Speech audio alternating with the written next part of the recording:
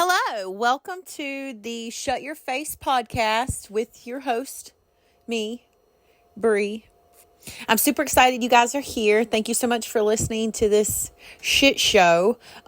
This is the second season, and I couldn't be more thankful for all of our guests that took the time to talk to me. It's so freaking cool. Go check us out on Patreon for early access and exclusive content. And then lastly, thank you so much to our sponsors, BMR Media and Leather and Lights. I kind of happen to know them just a little bit. They're pretty cool. Anyways, let's get on into it, shall we?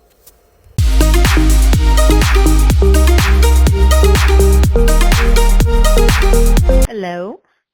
Hi, is this Josey? Yes, ma'am. Hey, it's Brianna. How are you? I'm good. How are you? Pretty good. Thank you for taking the time to do this. You bet. Oh, wow, you're a Cat Williams fan too, aren't you? Oh, God, I love Cat Williams. I love Cat Williams. Yes. The Friday movies. He's hilarious. All things Cat Williams. Yeah, he's hilarious. He's hilarious. They just did. I don't know if you listen to Joe Rogan or not, but he brought up how he was in Phoenix recently. Cat Williams was, and somebody like booed America, and he just kind of went A-town on them. Like, it was hilarious. The whole clip's hilarious if you haven't seen it yet. Oh, that's funny. Yeah, I haven't stopped to go look at it. He had a concert in Dallas last year, but it was like in the ghetto in Dallas, and my husband's like, no. I'm like, but he's like, no. He's like, first off, you're allergic to marijuana, so that's not going to work out real well. He's like, oh, that's in the ghetto. Yeah. He's like, in the ghetto in Dallas. I'm like, God, I'll take my inhaler. It'll be okay. So hold on. How did you find out you were allergic to weed? That's crazy. So when I tried it in high school, like all kids do, I had an asthma attack. And it's just the smoke, which I've never tried anything else for, out of fear. But if I'm like at a rodeo and I pass somebody that's part of their pregame routine, I'll have an asthma attack. So that kind of sucks. It's lots of fun. Yeah. The good news is I know who not to park next to most of the time. Well, yeah, no, and then, just aside from that, this is 2025. Seriously, the benefits of smoking weed for some things are incredibly insane. I'm surprised how, of course, the medical industry has a pushback on it, but, so you can't take you can't eat the gummies or anything like anything that has THC in it? I haven't tried. I'm like terrified of the reaction. I really think it's mostly just like the direct smoke because I can smell it and it doesn't bother me. It's when I'm like last year at a rodeo, I was walking and it was in Oklahoma. Somebody was vaping it and they turned around and blew it straight at me and it right in my face, and I'm immediately my throat started swelling and my chest started swelling, and I'm like, don't have my inhaler. So I turn around, can't talk, I'm yelling at my husband. He's like, these farmers can't figure out what's going on because I'm just going that is scary though, I could imagine. Yeah, it's not fun not being able to breathe. So no. That's the only reason I don't think it should be legalized like cigarettes, because I'm like, there's some of us out there that, it could potentially kill us.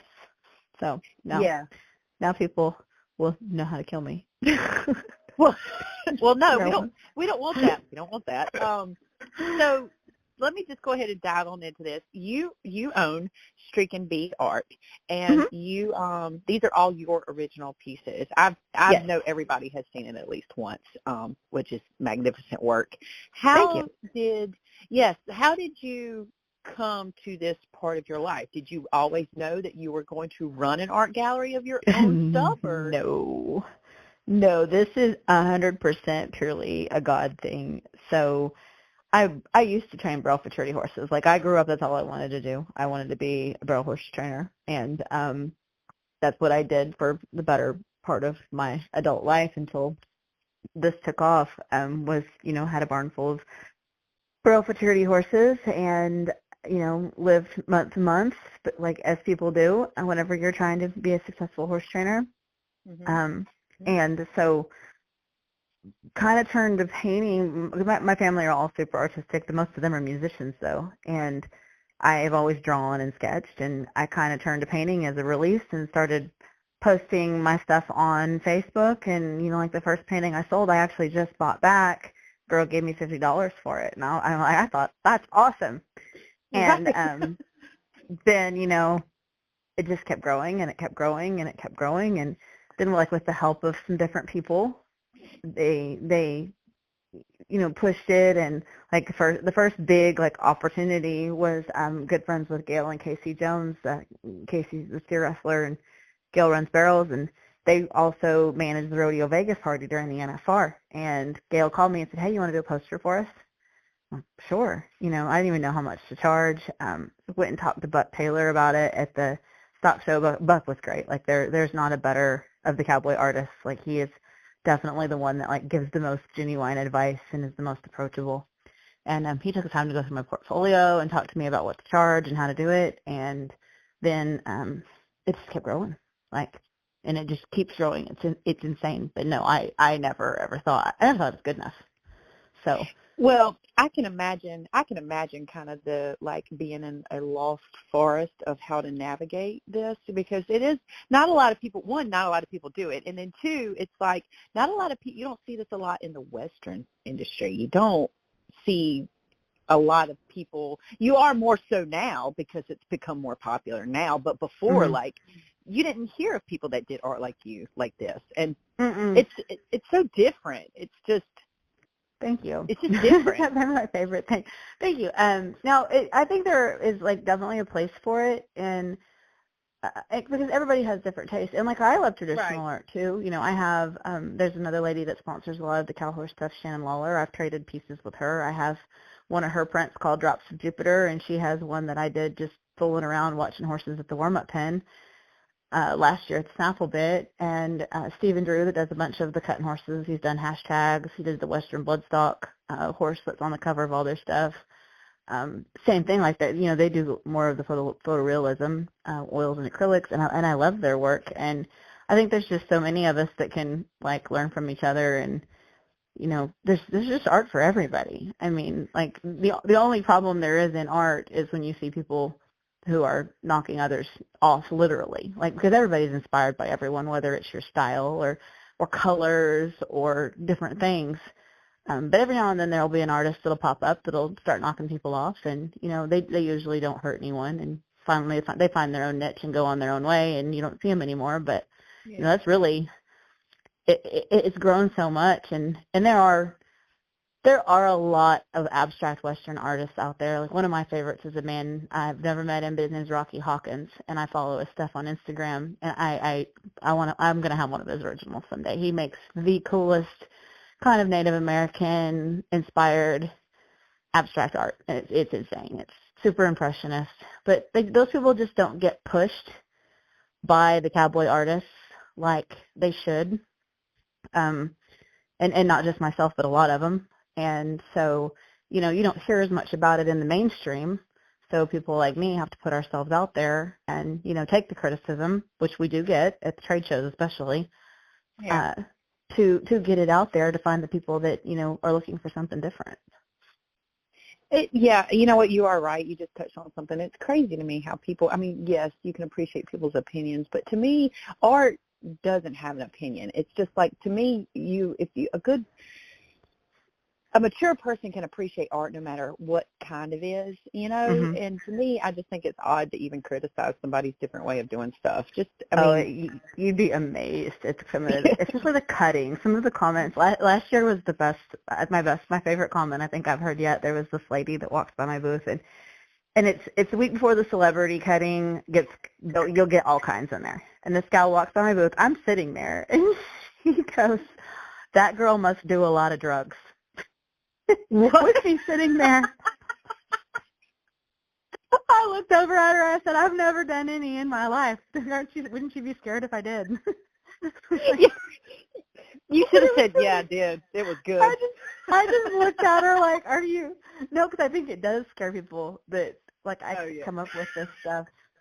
I don't use photo references unless I'm doing a commission somebody wants me to turn into my art. Very seldom. Oh, wow. Occasionally I'll use a photo. If I see Phil Doyle, the California rodeo photographer, did a really cool mark out photo, and I messaged him, and I was like, can I please reference that in a painting, and I will give you a print of it, or sell you the original for much, much less than I'm going to sell it to anyone else. And he was like, oh yeah, no, and as long as you ask, most of the photographers are pretty good. And I'm very careful to only paint commissions off of photos that people own. Like, I will not paint a proof out of respect for the photographers, because, I've had people send me proofs and be like, hey, can you paint that for me? No, not till you buy it from the photographer. Yeah. Like, that's not right. And so, I've done that, but for the most part, what I paint is what I see in the show pen or in the practice pen, or, might be the light in the morning between somebody's horse that's schooling, or, might be a lyric from a song I hear. But yeah, most everything's done out of my really, really, really creative imagination. I'm glad you just said that about, like, respecting copyright with not just art, but photographers, graphic art, all, like, there's so many. Absolutely. People don't, I'm mind blown, because I was always taught that it was just like, that's just what you do. Like me, like we do embroidery and stuff like that, and people will ask me, can you, do this logo? And I'll have to be like, no, you don't own it, we can't do it. Or they'll send me something that's blatantly copyright somebody else's. Yeah. I'm like, no, we can't do that. And it surprises me how the common person really doesn't even think about it. They just don't think about it. Yeah, but then some of them are just spiteful. Like, I had a girl that I had one I haven't done prints of. Belongs to a couple in Paso Robles, California now. And this gal is from Australia. She sends me a picture that she had probably taken a low-res file off the internet, maybe off my webpage, and had it printed and was giving it away as an award.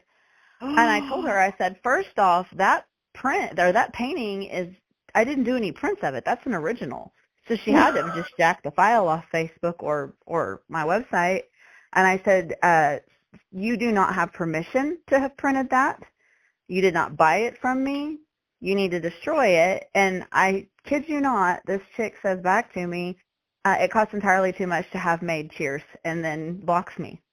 Oh my! I was just like, wow. I mean, what are you gonna do? It's a low-res photo, and there are actually no copyright laws overseas, which is why I won't send. I would love to do wild rags, but I cannot find anyone who prints them in the U.S. They all outsource them. I don't care what they tell you, and I'm not sending my low-res or my high-res files to China because there's no copyrights. They can copy anything they want. And and you know what's funny about that? It's easier to get a patent in China than it is in the United States. Of course it is. Which is crazy, which is totally weird. But no, I mean, like, it's one thing if you don't know and you correct it. Like, I've had people reach out to me. Like, I've had, a company actually reach out to me and say, hey, this is ours. And I go, my bad. Nope, not a problem. Because if you don't know, you don't know. No average person has time to, like, research all of this. But, like, to be told, hey, this is not yours, please fix it, and for them to just, like, for her to do that to you is like, what? It's insane. Same way with tattoos. I have had a couple people who have paid me for pieces to have tattoos done, and I actually have one of my own now on my arm. But I've had gals call me, or people send me pictures where they've taken one of my pieces and got it tattooed on themselves. And I'm like, you didn't pay for that. And that applies to all artists. Like, you pay for the artwork. You can walk into the tattoo shop and get any stock photo you want, and that's fine. They're using royalty-free stock photos. But, my original piece on your arm should cost you, and any artist's original piece on your arm should cost you. I mean, it's not okay to do that. And one girl didn't think about it, and she apologized profusely, and then Venmo'd me the fee that I'd charge to just use one of the images. She didn't actually buy the piece; it was already sold. And then another one was just like, yeah, well, you put it on the internet, so tough shit. And I was like, okay then. I mean, what am I gonna do at this point? But stand there over while they laser it off? Not really, but it's not okay. But I guess if people can live with themselves doing that, then, that's on them. Yeah, no, I get it. I understand. Just from the graphics perspective of it, Oh I've had yeah. to deal with it, and the it's like the photographer's perspective too. If people took the time to actually like looked up copyright laws and stuff like that, they would be a little more educated in these situations. But like you said, people just don't do it. They just don't No, and care. I know they don't. I think they're just like, what are you going to do about it? And it's really Yeah. sad that people are that way. But there's not an instance out there where I don't double check. I've checked with every photographer that I was able to get a hold of on an image, any image that I'd have to do that's, like uh, filled oil steel, or I haven't done any of B. Silva's, but I've done a few of Carolyn Samancic's, and those are all paid for images that the people can do with really whatever they want, but it's still out of respect to double check on those things. Yeah, absolutely. Now, I wanted to ask you, you did kind of mention a little bit earlier, you wanted to train barrel horses. You were training them. That's what you were doing. Is that your background in the horse industry? Did you always grow up around horses, or did you just Yeah, pop into it? I was raised on my granddad's cow-calf operation, and I wasn't raised like the junior rodeo diehard barrel racer parents. I had a single mom. I rode whatever she could get me on, and just kind of came up. I didn't do I think I started junior rodeoing when I was like 15. I didn't, do the little kid, go hard, do every event, have 4 horses kind of deal that you see now, especially down here in East Texas. But I grew up, but I loved every discipline. Like, I didn't really know what I wanted to do, but barrel racing is just what Mom did, and I love it. Like, I still do. I have 2 good horses that I raised that I won the West Monroe Pro Rodeo here about 3 or 4 weeks ago, and did the Steve Kenyon podcast and got to talk about art on that. And I still love it, but I've always loved the cow horse, and that's kind of my focus kind of shifted to that whenever this art took off. And that industry and the cutters have been such a huge supporter of what I do. I've got bronzes now that are given away at the snaffle bit as awards to the riders. Just about every top 25 rider in the NRCHA has at least one of my pieces or prints. So like they all support each other. Same way with cutting. Like I've got, a lot of cutting horse people that have some of my stuff, and they're very supportive. So I don't cut, but I do stuff with their youth foundation with Rion's Story back, and the NCHA is incredibly generous in how they treat their sponsors.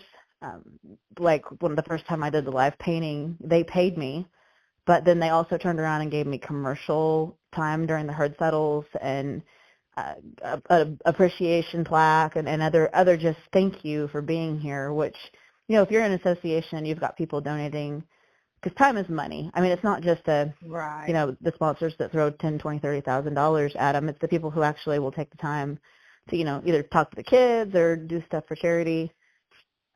So, for them to reciprocate like they do, and they're very quick to send people in my direction. So I'm always like down for, especially like with the kid stuff, because I'm a mom myself, just trying to give back to the youth field to, help our kids feel special and seen. Well, you want to raise them right, that's for sure. Oh yeah, I always hear at the Fort Worth, like the police officers always talk about how they love working the horse shows, because the horse kids and the stock show kids are they're the best, because of course they see the worst of the worst working in the city. So it's like they get to come and be around ag kids, and ag kids are the best. Like there's no way around it. Well, yeah, I'll have to send you a link to the episode we did with this lady who literally does horse training like in the city of Philadelphia, and she's got this one kid who, you go home to like literally gunshots and violence and all types of stuff, and your only saving grace is to go to this person's barn where he can be around horses and stuff. It's really, really great. It's really cool. Oh yeah, that would be cool. Yeah, send it to me. Yeah, because she's literally doing what you're talking about, like giving them a space to be that type of kid. Because you are right, it's a lot different. But yeah, because it could be worse. Like they say, you could be doing drugs instead of horses. So. Oh yeah. I mean, sometimes I wonder if drugs aren't cheaper, but definitely counterproductive. That's what Trisha said.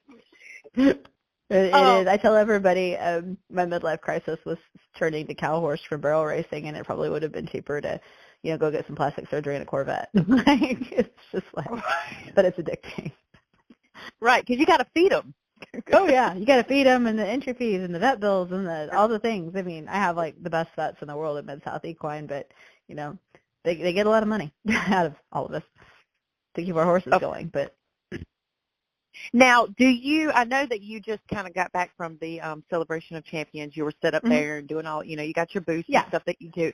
Do you have time, do you have time to actually show, or are you planning on showing any? Because your husband does training. Yeah, we both still do. I still have an open card because I have a couple of really good clients that I'll, always take courses for. And no, I did. I showed in the limited open bridle prelims the other day and had a couple of penalty points going down the fence that cost me making the finals, but my mare was really good. And then I showed the day before yesterday in the level 1 derby herd work, and I go back and show Friday in the rain work portion of the level 1 derby, and then also go down the fence next Wednesday in the final part of the level 1 derby, which is the level 1 is for like your entry level trainers that haven't won over I believe it's 25,000, might be 50, but a certain amount of money. I guess I should probably know that, but I don't pay attention to it. I'm not near it yet. But anyway, it's an entry level, basically like a side pot for trainers that are coming in to get their feet wet and get in the show pen and have a chance to win money without having to compete against the top 25 guys if they don't want to. But you can actually enter all the way up as well as enter that class. Well, that's really cool that they allow that, because it's intimidating. The whole reined cow ordeal is crazy because you literally have to be good at like all 3 major disciplines. And you do. There's no getting by. Like they say they used to. If you were really great down the fence and in the herd, you could get by in the reining or vice versa. But now these guys are good at all of it. And then you got ones that come over to the cutting, like Chris Dawson and Clayton Edsel this year, both of them making the intermediate finals at the cutting. And it is completely different to ride a horse in the herd work of the cutting versus to ride an actual cutting horse. Like we do everything different because we still have so much forward motion in our cow horses that they take out of them in the cutting horses. So for those guys to like cross disciplines and be successful is really cool because they're still active open riders in both.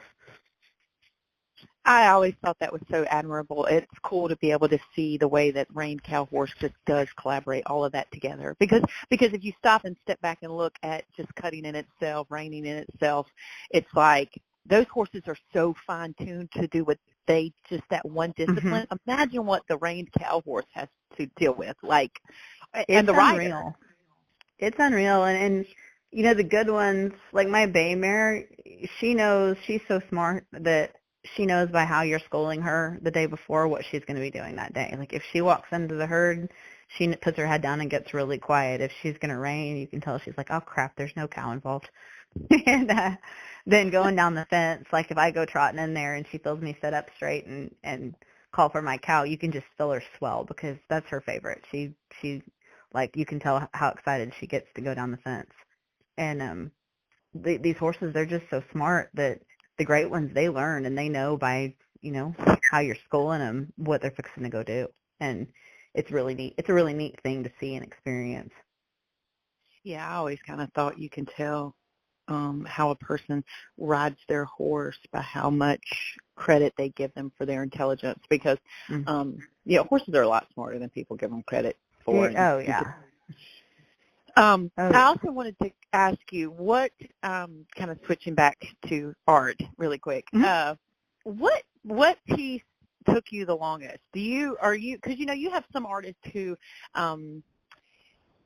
sit down and they'll start it, they won't get up until they finish, and then you have some artists that have to kind of sit and go back and forth and come back and forth to stuff. What's one of the pieces that took you the longest, or like collaborations that you liked the most? Painting wise, I would say the piece that's taken me the longest is one that I have prints of on my website, and it actually went to Canada. It's called Paint the Town Red, after the Doja Cat song, because I love all music.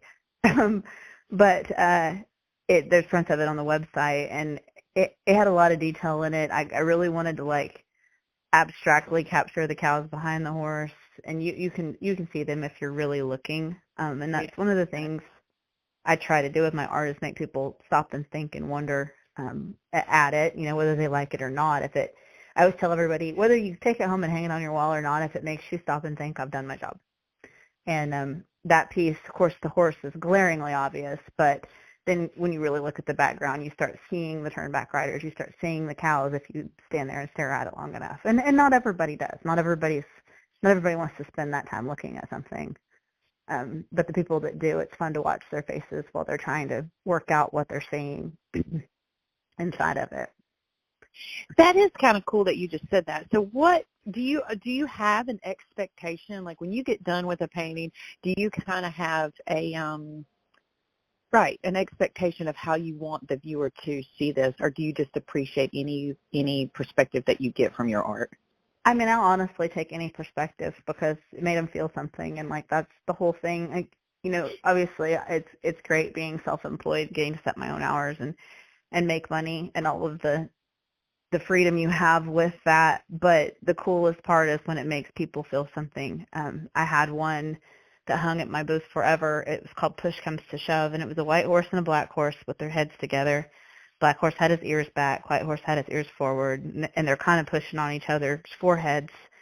And it hung in my booth for probably a year before it sold, and it was so fun to hear people's different interpretations. And some would talk to me about it, some would just stop and talk to their friends about it, never even address me.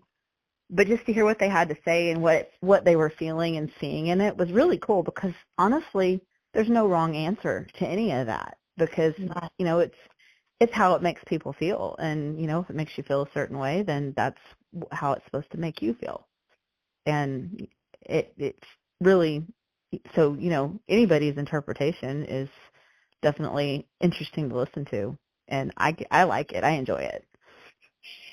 Yeah, I think some people don't realize, or maybe they haven't seen a piece that's made them feel anything yet, how emotional art can actually be. If it catches you at the right time and you're feeling something and you see something, it can just, like, I don't know if you're on TikTok or not, but there was the little black devilfish. Did you see the TikTok about that? How it apparently this fish is super small and it only lives down at sea level, but it swam all the way up to the top or whatever, and it was literally making people just cry all over TikTok. It was so many videos about it, and mainly women. They were crying over this fish because they felt it represented, women in general, and I don't know. It was just crazy to hear some of the emotions and the perspectives that, I'm just swinging back to what you're saying. Sometimes people can walk by this stuff and go, oh, okay, yeah, whatever, that's just art. But then some people can walk by and look at it and go, and it makes them feel like what you're talking about. It'll make them feel this emotion they never saw coming. And that's cool that makes you feel fulfilled in what you're doing and why you're doing it. 100%. It's really neat. Of course, my favorite thing is to watch spouses do it for each other. It was really cool. It was a few years ago, and it was very neat for my daughter to experience too. Cowhorse trainer Lee Deacon had commissioned a small piece of his wife Ashley's favorite horse, and then what we did was I did a small piece, then I took it to the printers and we scanned it and blew it up and printed it on metal. And so he bought both the small piece and the big metal print for their house.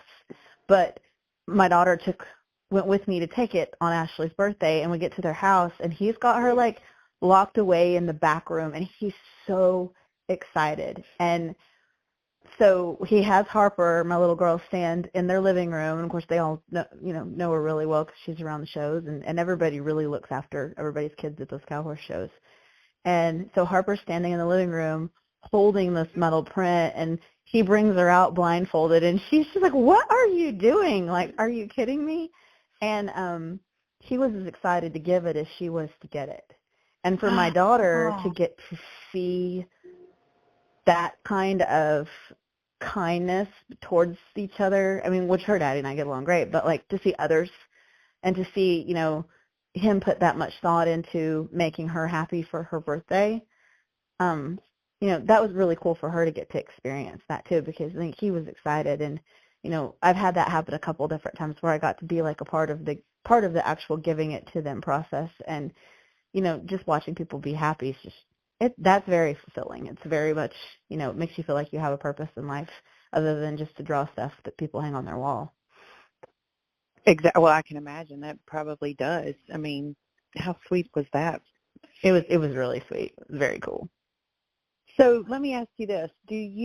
Obviously you probably only commission a certain amount for people that, let's say somebody does want to do a gift for somebody special and they'll send you a picture for you to draw. Do you have certain stipulations as far as when you do commission a piece and somebody wants you to do something for them, or do you only strictly leave it to prints that you like your original stuff? No, I do. If it's something that doesn't inspire me, a lot of times I'll pass it on to someone I think that would enjoy it. A lot of us pass stuff back and forth to each other, especially I've been doing a lot of charcoal and pencil drawings just for myself here lately, and I started doing. I love pinup art, and so I started doing some of that, but they're mostly charcoal, and then I'll put pops of turquoise or one color in there. So they're more photorealism than I normally do, and people have been kind of commissioning stuff like that, but I don't want to do those, so I pass them off to my fellow graphite and charcoal artists that are amazingly talented, and and then they send stuff like people when someone wants something abstract, they'll return the favor and send it back to me. And but no, there's not really any guideline for it. It's just whether or not it is something that's inspiring and that I think can be turned into one of my pieces. I mean, I did one time for a guy that was of his girlfriend. The picture he sent me was pretty goth, and then whenever I did it, it was very zombie bride. And I sent it to him, and he's like, I'll pay you for that, but I am probably not going to give it to her. And I was like, you know what? You don't even have to pay me for it because I don't like it either. And it just didn't translate to my style very well. Yeah. And he went and found someone who does something that's a little more photorealistic, and it turned out beautifully. And he apologized to me and still tried to pay me. He's a great customer and actually has several of my pieces. And I was like, no, sir, I don't want anybody to ever pay for something that they don't want. So right. I was like, it's fine. And I ended up just, I think, painting over it because I didn't even want to put it out there either because it was all right, but I don't do goth art, and it was a little bit goth.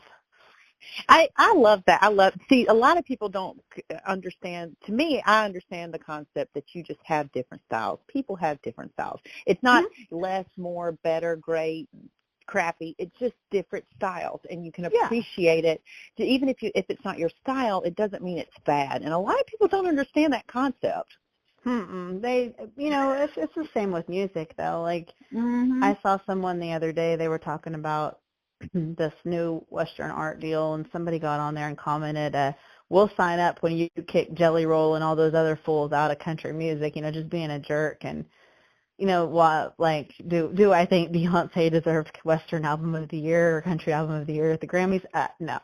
But at the same token, I happen to love Jelly Roll. I happen to love Post Malone, and I happen to have every song on Post Malone's new country album downloaded on my phone. I love Posty. Oh, Posty is so good.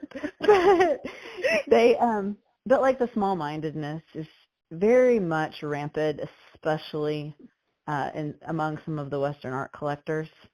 And I had one stand there one day, and I was kind of probably not very nice to him, but I had about enough listening to him because he kept coming back and talking to me and telling me he had all these originals from this one Western artist. And I was like,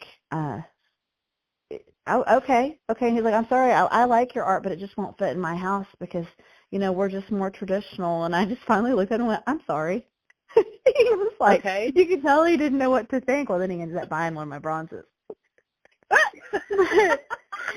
You could tell he was just like, did she just say that? And I'm like, it's okay if you don't want to hang my art, but you don't have to stand here for an hour and tell me, well, I like your stuff, but it's all okay. Like he was trying to convince you not to. I don't know what he was doing. He's a really nice man, but I couldn't take it anymore. I was just like, I'm sorry. I don't know what to tell you. When you buy from people like myself, 99% of the time you're getting pure imagination and something that unless someone else sees it, or it's pure accident, it's not going to be duplicated. And, Right. you know, so it's very, very original. And, you know, it's not always, not everybody can do that. It's like those quick draw challenges that they always advertise. I hate them because to me, a quick draw challenge, you should be it should be like doing something straight out of your brain. And a lot of them, you see them just recreating some picture. And like, not take cake from anybody who can do that, because I personally stink at it because my ADD won't let me sit there that long. But I'm just like, you know, to me a quick draw challenge is you've got 30 minutes to do something straight out of your brain. And I know so many artists that agree with me and could do it, and they won't enter them because they don't want to go up against people that are painting a beautiful photo from somewhere. Yeah, that should be. I don't. That should be. I don't think that should be a measure of success, I guess. Or I mean, no, not at all. Yeah, that would make. Yeah. I don't know. I don't. I just, to me, art's such a feeling, but that's just me. Not everybody has weird feels like some of us do. So. No, I love this. I am so about this right now because actually I wanted to go into the pinup deal. So I love. I don't know if you are familiar with like old warplanes and the pinup. Yes, the bomb girls.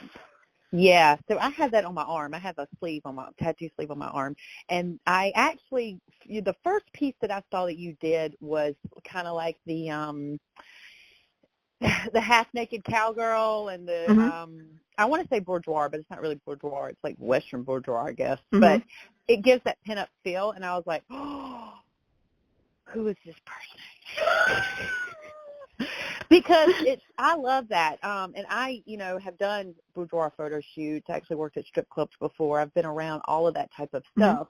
And it's cool. I thought it was cool as hell, for one, to have somebody bring recognition to this in the Western industry, which can be very small-minded. I even made a post about the whole Beyonce thing, which I love Beyonce's music, but her album didn't sell. So I don't I think that award was based off of sales, or should have been based off of sales, would have made more sense, but it didn't sell. Yeah. So, well, the Grammys have always been political, but yeah. Yeah, exactly. But I think it's cool that you bring recognition to such an industry that can be very small-minded, because we can be, you know. And I thought it's amazing how many women love it. But I'll tell you, a friend of mine is actually the one who like pushed me into it. Like, I have several old pieces that I've done from years ago of stuff, like, and I was showing them to them, and he was like, you need to do more of these. And I'm like, yeah, I mean, you know, I don't want, because I've always been real careful about how I try to conduct myself at the booth, and you know, being professional. It can be sketchy. Yeah, so and like showing, because you know, a lot of the trainers are male. Good thing about cowhorses, most of the women are so secure it's not even an issue. But I'm still pretty cautious about, because, you know, I'm married and I'm a mom, and I try to, you know, put myself out there in as professional a manner as I can. So when he was like, you need to do this, and I'm like, yeah, well, like, then when I started doing them, they were so well received, and by women as much as men. I think the men are scared sometimes to say much about it, especially with their wives and stuff, especially with me being a woman and doing them. You know, they'll buy a lot of the girls from Teal Blake on the bucking horses and stuff, because I did one here a while back that purely on accident looked very, very much like one Teal had done, and I promise you I had never seen that piece, but the rabbit's feet were even hanging the same, and I was like, I took it down, did not sell it, and I had people trying to buy it, and I was like, no, they're right, that looks like Teal's piece. And so I took it down, never sold it. It's actually still sitting here at the house, because I didn't want to be accused of knocking him off, because what he does is his own original stuff. And but like, so they'll you know, unbiasedly buy from a man, but when a woman starts doing it, then, you know, it automatically falls into, and of course I have long hair, so everybody's like, oh, you're painting yourself, because I'm like, I'm not made like those girls. I'm like, no, and I'm not. So I've tried to do stuff a little different, but they've sold so well, and they're so well received by women, which is really cool, because they see them as powerful women. They don't see them as cowgirl strippers. Like, they see them for what I'm trying to portray, which is really cool that I'm getting that across. I love it. You have no idea how much I love it. I love it just for the fact that it's like, because, we live in a world where humans are very quick to judge. Oh, yeah. Trust me, it happens. We all do it. I've done it. Everybody does it. You're very quick to judge without actually learning. And, the Western industry can be a little more, I don't want to say religion, but there's a lot more religion that'll kind of restrict people's brains to comprehending other things. There's a lot more closet drinking and bad behavior. Yeah, it is. But not so much the religion as the closet stuff. Well, I concur with what you're saying, but I think I think it's cool to break that mold, and to see you break that mold in art is even more cool. Do you think that you had such a good response? Because I kind of brought this up in another episode, but I didn't get to talk about it like I wanted to talk about it, because, when you're a woman in the Western industry, like you and I are and a lot of other women are, you're fully clothed, you work like a man, you have to talk like a man, you have to do a lot of things like a man, and you can lose your sense of femininity. 100%. And do you think that kind of taps into that, and that's why so many women kind of felt like had such a good response? I think so, and I think the horse in the Western, our whole agriculture industry, cattle women too, they're a powerful group of people. I mean, we're out and taking care of things that, like case in point, my guy that ropes with my husband was over here the other day roping, and he's not used to people who are true ag women. He team ropes, but he's a contractor, and he dates all these cute little gals around town here that are very much the soccer moms, and that in their own right do things that I'm not mentally capable of doing for the PTA and all the stereotypical stuff. Yeah. That I couldn't do. Okay, my kids' school, when we first moved to this new school, they tried to get me to be on PTA, and I'm like, I promise you don't want me. But anyway, I was out there working the arena for them on the tractor, which I was going to work, one of my cow horses too after they got done. But like he absolutely could not believe that I was out there driving a tractor and working the arena. Like, it floored him. And this was like a 50-year-old man. And I think, so I think those of us in the ag industry, we recognize powerful women for what they are, and pay a lot of respect to our fellow powerful women. Like, if I see a beautiful woman, I'm quick to tell her she's beautiful, or, I like somebody's hat or their hair, because we all need to build each other up anyway. So it is a cool feeling that women in the ag industry are actually responding to these girls, and yes, they're half naked. I cover up everything. I've had people call me and ask to paint fully nude stuff, and I'm like, no. I actually had one ask me to do it for her son, and I was like, no, that was weird. Oh, wow. That was very weird. Oh. But I won't do anything where it actually shows, the parts you can't show on TV, or you couldn't show on the TV. Yeah, right. Years ago anyway.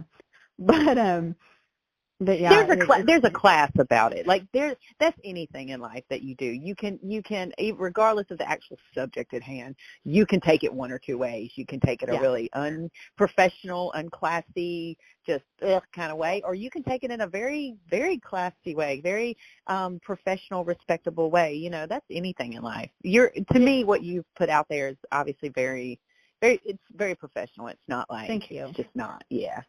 Thank you. Yes. Yeah. I keep trying to just see where it's going to go, and it's pretty cool because I just, like I said, because friends are the ones who inspire and push each other, and to have my friend insist, hey, this is going to take off, and of course now he pats himself on the back, and I do the same. Like, a girlfriend of mine was getting into photography, and she has a beautiful eye, and she's very, very good at it. She doesn't have to do a lot of editing because her eye's so great, and her images are spot on just with her taking them, her raw images. And she was going to quit her job, couldn't decide to, of course I'm like, you're great, do it. And now she's killing it. And we need friends like that. And I actually had her shoot the painting that sold at the NRHA Foundation Gala back in December. She came and did all the photos of me for that I have posted. And she took one of my favorite photos she took a really great shot of my tattoo and my hand while I was painting the painting and the tattoo that's on my hands, actually the first painting I sold for 4 figures. And it's my favorite piece I've ever done. And it's named after the Foo Fighters song, Learn to Fly. So it kind of all ties together really good. And the photo she took of it, it's just the coolest stinking photo because it's just the tattoo, my hand, the paintbrush, and then the painting in the background. And but her eye to have picked that out was, you know, you can't teach that. That's natural intuition. And so when you have friends that see your talents and gifts and push you, like it's great to have people in your life like that. I'm just sitting here rolling through all your stuff on your website now, like just kind of looking at everything. It's definitely, obviously you have a distinct style, but it's really cool the different, you still have such a wide range, you know, like we have, you know, the cutters. That's called ADHD. It's a good thing. Yeah, it works to my advantage sometimes. I can totally relate because, you know, multitasking. I think all creatives can, yeah. Yeah, it's fun to do. I like Rabbit Hole. I really like Rabbit Hole a lot. That's funny. That was actually done for a customer of mine in Lubbock, Texas. She has this bathroom, her whole house. She has a lot of my pinup stuff. She actually has the first really risque one I did, and I was too scared to post it on the Facebook because all it is a really attractive jawline, some really big knockers, and turquoise hanging right between them. And it's like it's an in-your-face, up-close view of that. You can't even see the girl. And I was really scared to post it online. This is before I actually created the Western Feels pinup line.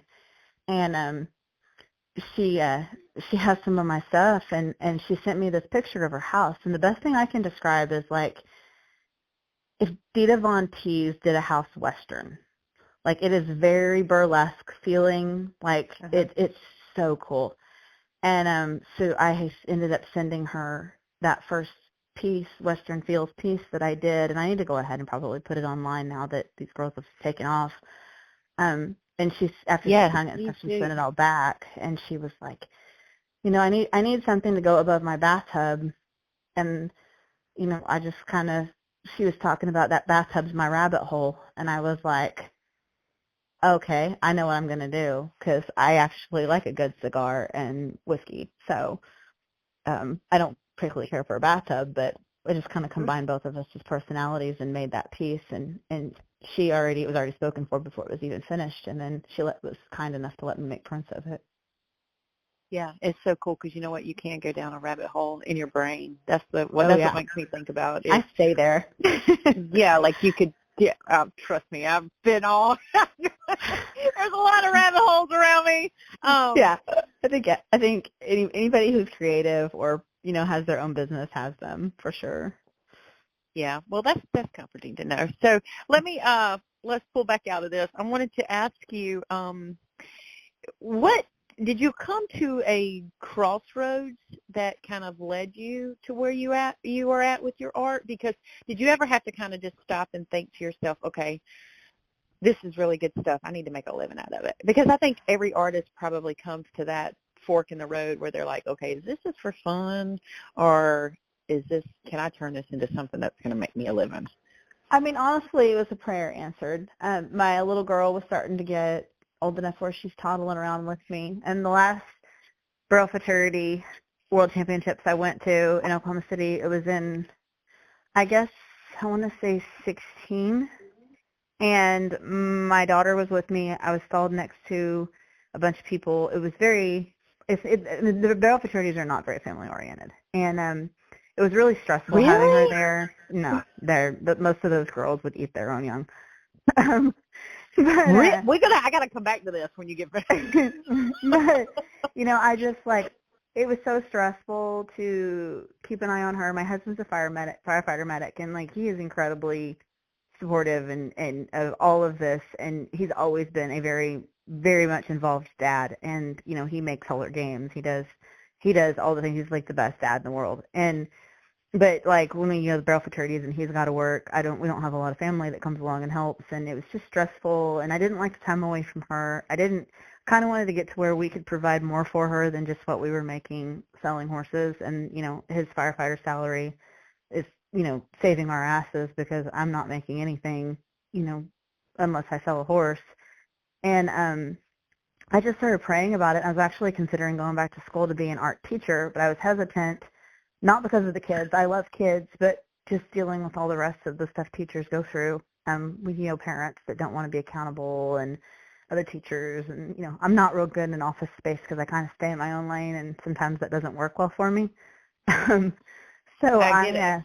was just kind of praying, and it just kept growing, and it just kept growing. And it was like, okay, well, maybe this is what I'm supposed to do, is this art, and it speaks to so many of the trainers and people who actually compete.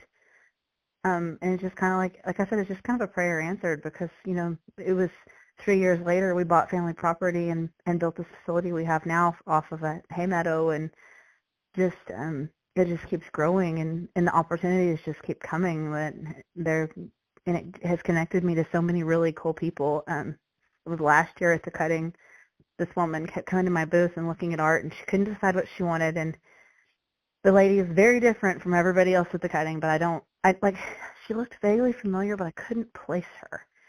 Well, she finally comes in the last day, and she's Eastern European. She's like, I know what I want, or not. And she picks out 3 pieces and hands me her credit card, and it's supermodel Yolanda Hadid, Bella Hadid's mom.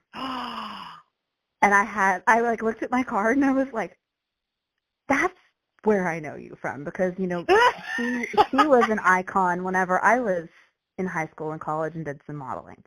So it was like, oh, wow. And so, I don't know her, but she stops by and says hi, and when I see her at trade shows. But, and then just getting to meet the different cool people I get to meet, from her to, trainers. There's trainers that don't buy it, but they'll always stop and visit and talk about a certain piece. And just it's pretty cool. It's definitely introduced me to a lot of people, and my daughter gets to see more of the world than I ever dreamed of getting to see whenever I was a kid. She's obviously gorgeous, but somebody had said something. Oh, I don't remember what it was or who it was, but we got to talking about this, how Bella was at a cutting, blah, blah, blah, and she won, most beautiful person, like an award, right? She won the award for most beautiful model or person or whatever, and you actually will still have people sit there and say mean things about her, and it's like, oh, yeah. What? And I have not met her personally, but I've watched her around the trade shows. Like, the kids flock to her, and she is incredibly kind to children. And what she's like outside of that, I don't have a darn clue, but I have watched her squat down and take selfies with little girls that ran up to her fangirling when she didn't have to. And, I see a lot at the trade shows, and she is by far, from what I've seen as far as the celebrities go, one of the kindest people, at least the kids. And outside of that, I don't know a thing about her, other than she's stunning and she seems to stay in her own lane, and she always has a smile for the kids and always stops and takes the time to say something to them, which I think is incredible, because there's some social media influencers in the Western industry that are running around at those cuttings, and my little girl was fangirling one day when she walked by, and she made a point to look the other way and not speak, and my daughter was like, well, of course my child, her feelings weren't hurt. She was more like, well, that was rude. And and she's not kind to the kids, and I've seen her around a lot, and for her to and then you got this multi-million-dollar international supermodel who walks Victoria's Secret runways, and nobody would be shocked, and she's over here selfieing with little kids that that's the closest they'll ever get to supermodel or stardom, and I just think that's really a neat thing that she does for people. Just I don't understand the purpose of really mocking anyone anyway, especially when somebody's successful. Like when she cut at they took the cutting horses to Fashion Week at Times Square, I was like, that is so, which I'm a fashion junkie, so I thought that was really incredibly cool. And somebody made the comment about her shirt being, it was so cool. I know, somebody made the comment about her shirt being cut too low, and I was like, well, if my rack looked like that, I'd probably walk around with them out all the time too. But I saw that. I'm 15 years older than her. Yeah, but just the comments about it, and somebody's like, well, she'll probably won't ever have it button that far at a cutting, and I was like, well, she probably won't, but I mean, crap, that's some extra points. Get it, girl. I actually made that joke last year. I should have gotten a new cow, I felt like, and I farted off a call. Like, I was like, how many extra buttons do I have to unbutton to get a new cow horn from the judges when my cow won't go anywhere? And everybody was kind of like, what did you just say? And I was like, it was a joke. Yeah. It was a joke, but no, really, what's the answer to that? Well, I mean, I think women just can be, I've said this worse before, there are very, very few women that can actually be happy for other women. It's like women are worse. It's so funny because you'll sit there and watch women like actually just run a man through the mud. I mean, just split him up one side and down the other, but then turn around and be okay with her friend acting a certain way. And that's probably why I don't have a lot of girlfriends because like, I think some women can be worse to other women when we should be helping each other. I'm pretty blessed. I've got a great tribe of very confident women that I'm around, and all of us are in, different avenues of life. Some of us are creative. Some of us are businesswomen, like Kristen York with Covered by Corey, the Corey Cosper's horse insurance. Kristen is one of those very powerful, supportive, self-assured friends, and like, I wasn't going to enter the snaffle bit this year because my colt was very difficult. And she called me and she's like, I want a painting of my horse, but here's the kicker. You can only take that money and enter the snaffle bit with it, which, I mean, I had the money to enter the snaffle bit, but she was just bullying me into entering this horse show. She's like, other than that, I'm not buying the painting because you've worked really hard and I really believe that your horse can do well. So I think you need to go. And this is how I'm going to make you go. And, I laughed and was like, okay. And she's like, no, I'm serious.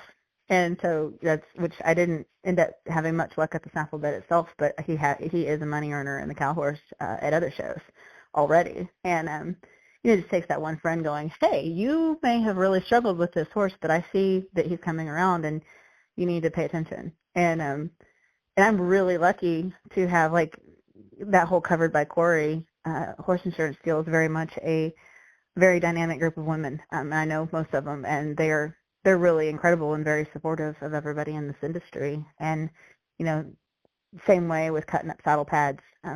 She brought me out to Run for $1 Million to work together at the booth, and just just really blessed that there are, I think in the Western industry, we have a lot more confidence because there's so many of us. I think we're probably more equal to the men than you really are anywhere else in the world when it comes right down to it, because cows and horses equalize everything. Mhm. Yeah, absolutely. No, absolutely. I couldn't agree 110%. You got to have women like that around you because they're far and few between. Because it can get catty, and it just.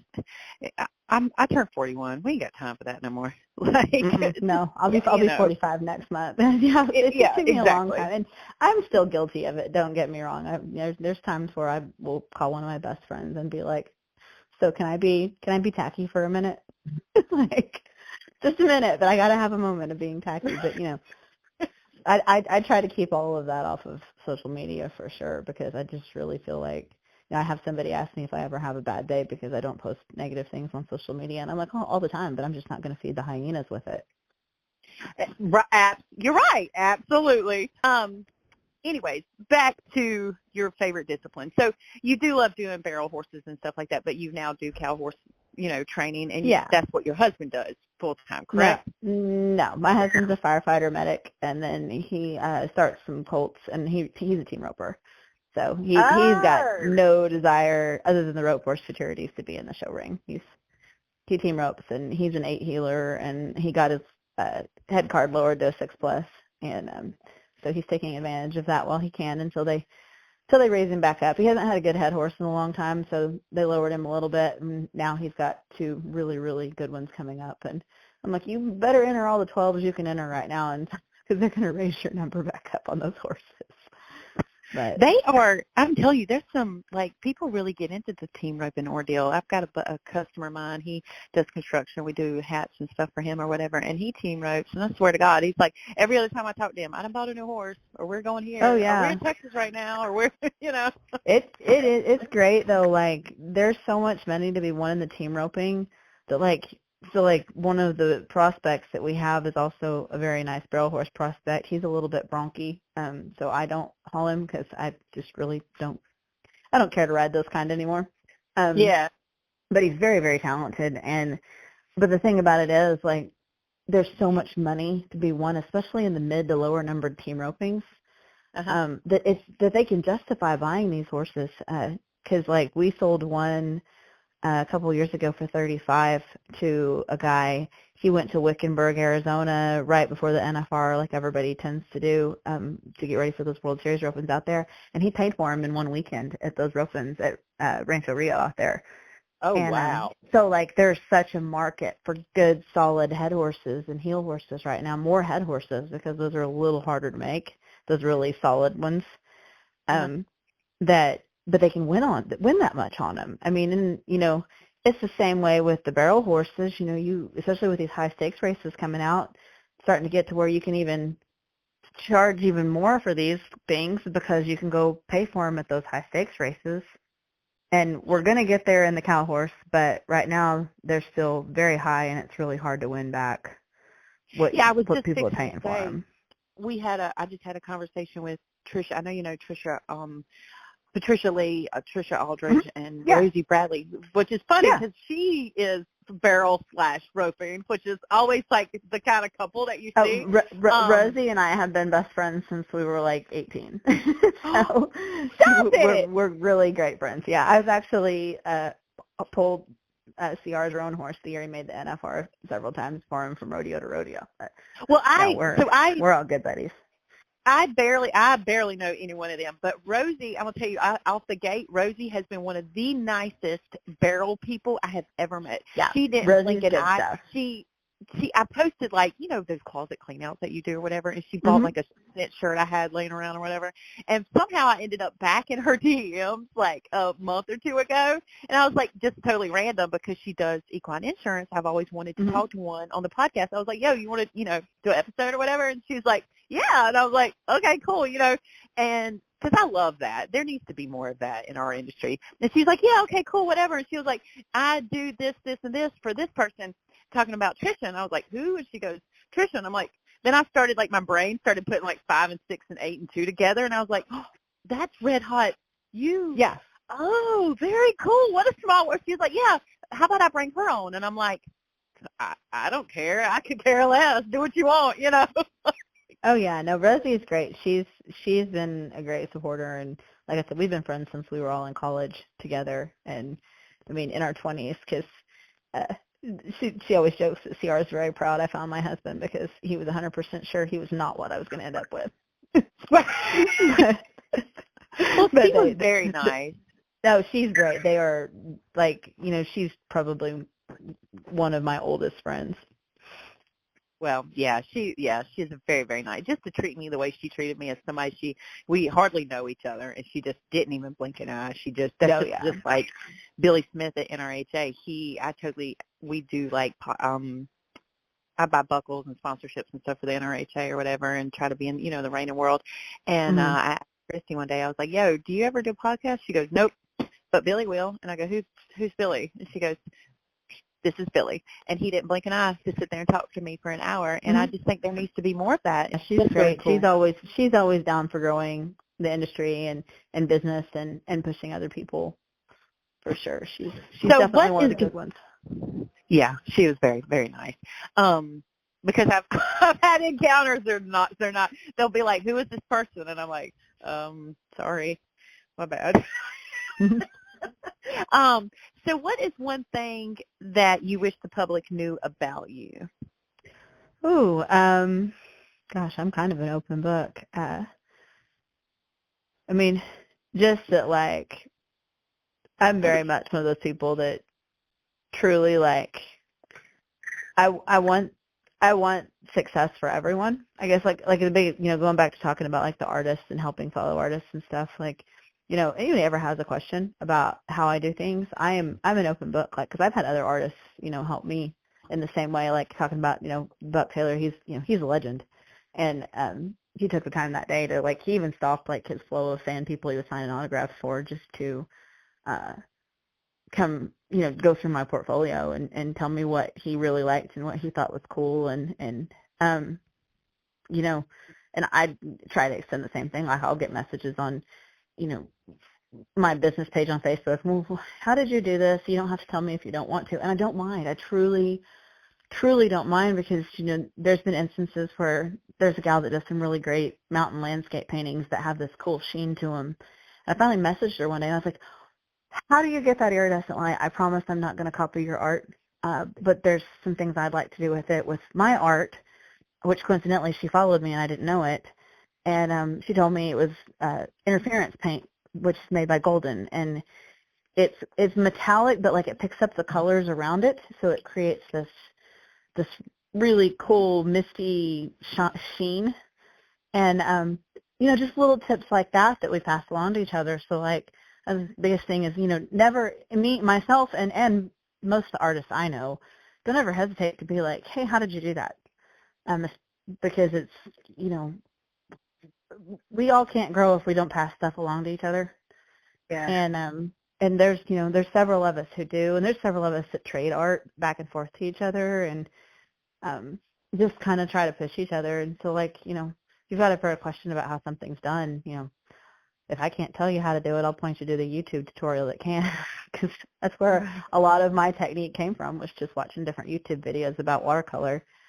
And then the ink that I use now instead came from an accident, just having ran out of black watercolor paint. I had some ink there from a calligraphy project I was doing, and so I decided to use it, and I just really liked the way it looked, and now that's primarily what I paint with. How cool is that? Because you never know what you're going to get. No, you don't. That's the cool part about it. I get tickled. My daughter's very, very sassy, and she was at school, and whomever was conducting the art class that day told her, you always paint this way with the paintbrushes, with the brush strokes. And she's like, that's not how my mom does it. And whoever it was said, well, is your mom an artist? And she's like, yes. Yeah. And then I guess there was another teacher in the room that was like, no, like that's what her mom does for a living. because art is so, there's 100 ways. It's just like horse training. There's 100 ways to get it done. Yeah. Oh no, that is really truly what my mom does for a living. But there are so many ways to get it done that to me it was disappointing that this teacher or whoever was, I don't think it was an actual teacher, it was like somebody volunteering that day, but so closed-minded. They're like, well, you can't use the paintbrush that way. Well, why the heck not? I mean, same like I had somebody tell me, you can't paint that ink and watercolor on canvas. That's not how it's meant to do. I'm like, well, it looks cool. So why do we got to stick with what everybody else is doing? Why not be original? Yeah, because some people like to stay in a box. Like I actually kind of touched on this with like human psychology, which is I love. I don't know if you do or not, but it's like, people, it's comfortable to stay in a box, not only physically, but in your mind. Like when people, sometimes when you present people with even like, if somebody is committed to a certain belief about something or somebody, they will actually just take that to their grave. Even if it means they're wrong, admitting it wrong is like a fight with their ego. And it's a book that I've read actually on how to read people. It's a really good book if you ever want to read it. They're actually not even fighting with you. They're fighting with their ego because their ego won't let them admit they're wrong. So kind of like the teacher looking at her going, so what? She's an artist. Like obviously this woman has a superiority and she thinks what she's saying is right and she can't believe this little kid's going to tell her that she's wrong. Yeah. But she actually is wrong. Like, my mom is an artist. But no, as a matter of fact. Yeah, as a matter of fact, yeah. And it's just I see it all the time with people. It's comforting. It's comfortable for them to stay in that kind of box of a mentality and not think outside the box, which is why people that do think outside the box are always black sheep, or they're always labeled this. They're always, they get so much pushback with being outside of the norm, so, but they tend to be successful, obviously. Look at you. It is, and I think it's disappointing that, people don't allow themselves to think abstractly.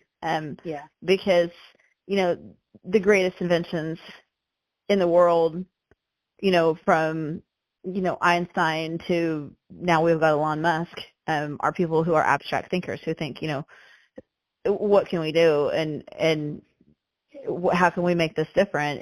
And for every success, there's 100 failures, but the people that are willing to keep thinking and taking chances are the ones who end up, changing the world. And we need more of that because, I can't tell you how many times I've had to make change for myself because the kid behind the counter couldn't make change without their cell phone, and their cell phone was dead, or, different things like that. And it's, it's disappointing, and it's very much something I encourage with my daughter. Like, and she is an abstract thinker. And her teacher, we actually had a long talk last night because we've had some stuff with grades come up, which thankfully they were interim reports, and found out the teachers just didn't have all of their grades in whenever they made this report.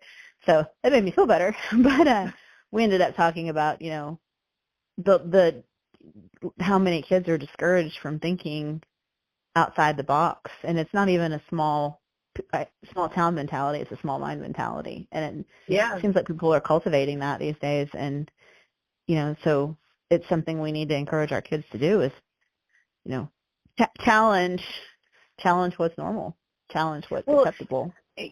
That's funny you just brought up Elon Musk, because there are actually people out there that have the audacity to be pissed off that he is finding fraud in our own government, which makes me just think about what you just said. We're all conditioned to go, okay, well, trust them. They're good for you. And, obviously they're not. Obviously we need somebody who's going to go, hey, this is not right. Like, and they don't challenge their kids to it. And that's just it's a hard thing for me to accept is, why can't we challenge our kids to think differently? And I do love, my daughter's very blessed with two teachers who really care, and they are great. And one of her teachers I was talking to last night, he's her math and science teacher. Well, you remember that old adage where they make you show your work all the time in math. I have to know how you arrived at this conclusion. Yeah. Well, he's very much, if they arrive at the right conclusion, I really don't care. And I love that because my daughter can do math in her head. She doesn't want to write it down and write it out. And I was the same way. Like, I could do it. But if you wanted me to put a big equation out there, I'd confuse myself. Yeah. And, and so, to hear him say, if she's capable of coming up with the right answer and thinking of it in a different way than other people, good for her. And that just, that gives you hope as a parent that your kid's going to learn to not fall in line, so to speak. Well, yeah, she's being taken care of in the way that she needs to be taken care of while she's not with you. That's oh, yeah, 100%. Like, he called me immediately whenever I called him, which I did not expect him to do. I was, I figured it would be like a phone call from school tomorrow. And 100% would respect that, but, and have no problem with it. But he was like, no, I'm calling you right now so we can discuss this and put your mind at ease. And, what a blessing to have teachers like that for her, because, not all of them are like that. Some of them are there for a paycheck, sadly. And we've been very fortunate. Well, I do feel like if they paid them more, they would care more, but it's just like... I don't disagree with you there. Well, yeah, and we could get into a whole, conversation, even about, just aside from that, because I do see what you're going to say. I do see your point.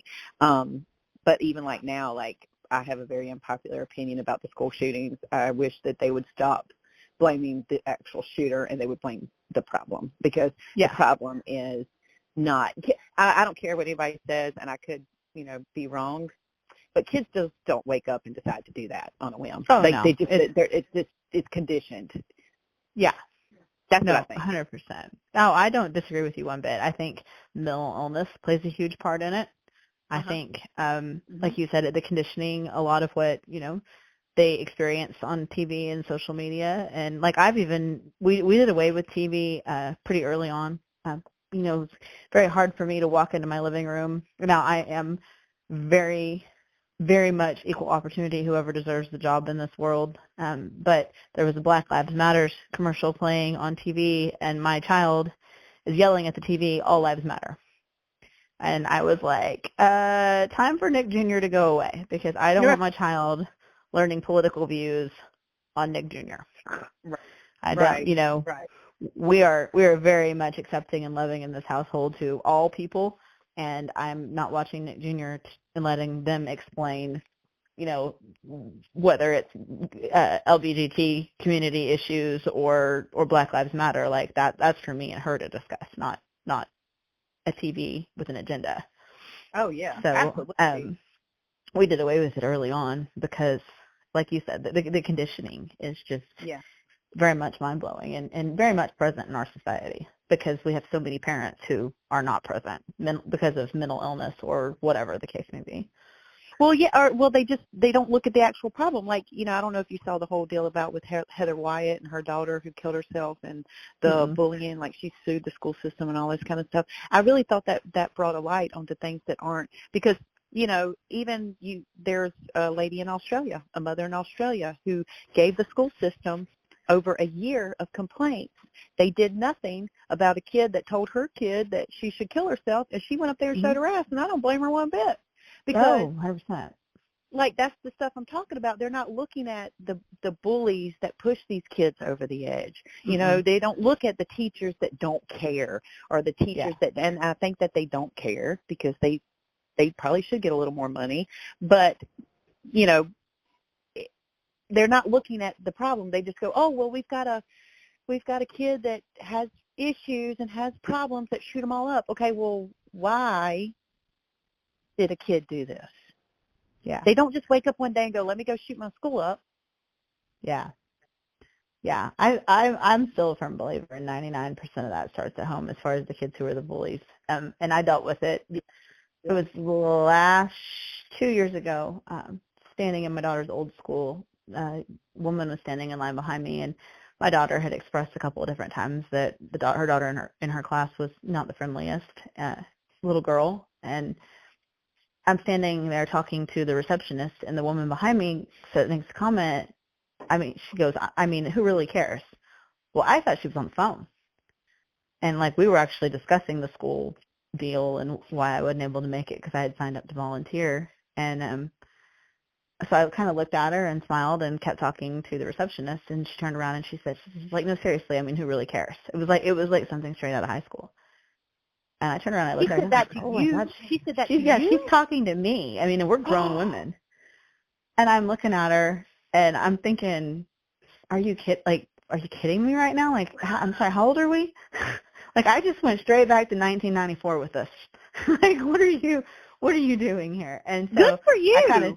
I didn't say anything to her. I just kind of looked at her funny, and I cut my conversation off with the receptionist. Well, the next day, the receptionist is like, you and her had issues? I was like, I've never met her in my life. I mean, I've seen her around. But after having listened to what my child had said about how her daughter behaves towards the other little girls in the class, I could see very much where it came from, because you can tell she's an insecure person, and, you know, what her insecurities are, I couldn't tell you. But it was really very disappointing.